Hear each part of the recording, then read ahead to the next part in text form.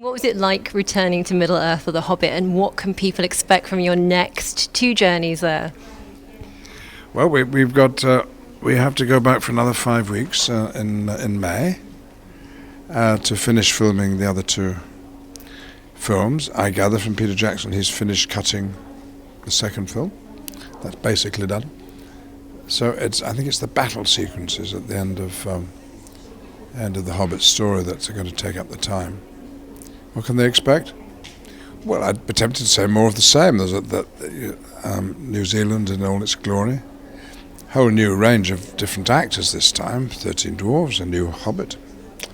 And when we get into part 2 and part 3, there'll be characters who don't appear in the current Hobbit Unexpected Journey. You see Stephen Fry and a wonderful elf played by Lee Pace and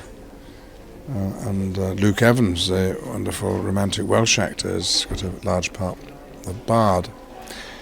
So there's lots more to go, and people say, how can you make such 3 long movies out of one short book? Well, because Tolkien sometimes refers to events in a paragraph, which, in order for the filmmakers to achieve cinematically, you just need time.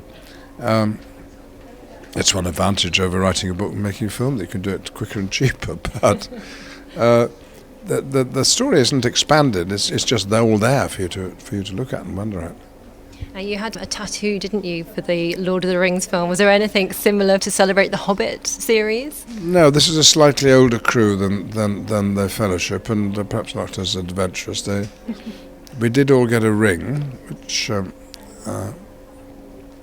to celebrate it, but nothing permanent. No permanent inking. Now, of course, you've returned to Middle-earth with The Hobbit, and you're also going to be turning to another world, aren't you? The X-Men world with Days of Future Past. We've got a little while to wait for that film, but what do you hope we'll see in that?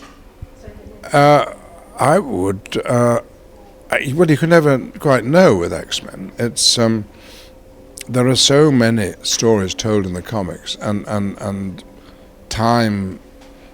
is not linear. The story goes backwards and forwards and into the future and then comes back again. And I suppose that swing is going to be in this film because there'll be 2 Magnetos. There'll be my younger self, Michael Fassbender. And the same is true of Professor X, James McAvoy, playing him when he's young. Whether we meet ourselves as when we were young, I don't know. I haven't seen the finished script, so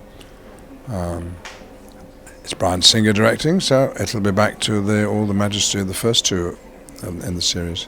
What do you think it'd be like to face up to your younger self in the form of Michael Fassbender if that did happen? You better watch out.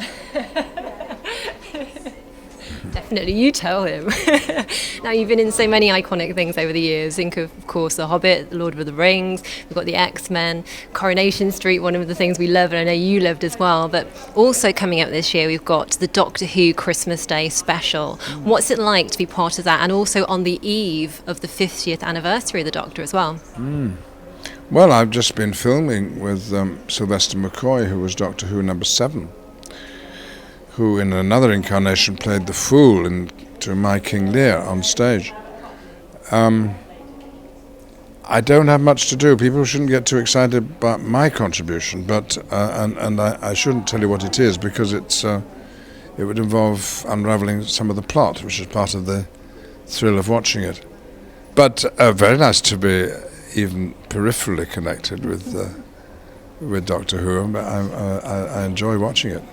Have you been a fan of the series, and which of the Doctors have impressed you particularly over the years? No, I haven't been watching it over the years. I don't think I could name them all now.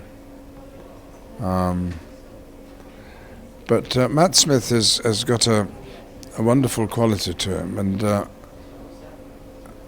as all Doctor Who's, as all actors, he's dependent on the scripts, and they began, Russell T Davies, setting up a whole concept, which was very clever and persuasive, but that's when Christopher Eccleston was playing it. That's right, wasn't it, for a season? So I can remember Waris Hussein, who directed the very first Doctor Who, telling me about it. He said it was sci-fi for kids, and I diligently watched the first episode. I think the Daleks probably appeared in it.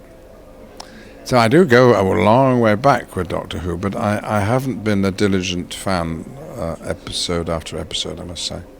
If you were lucky enough to be able to get into that TARDIS and it could take you anywhere, where would you like to go? Any time, any place? Oh no, I've been to places. Well, South America, but I can do that by going by plane, couldn't I? No, I've no interest in time travel. I don't think there's quite enough to fascinate one in real life, and I think, judging by what happens to Doctor Who, time travel ain't worth the trouble. It's nothing but trouble, is it?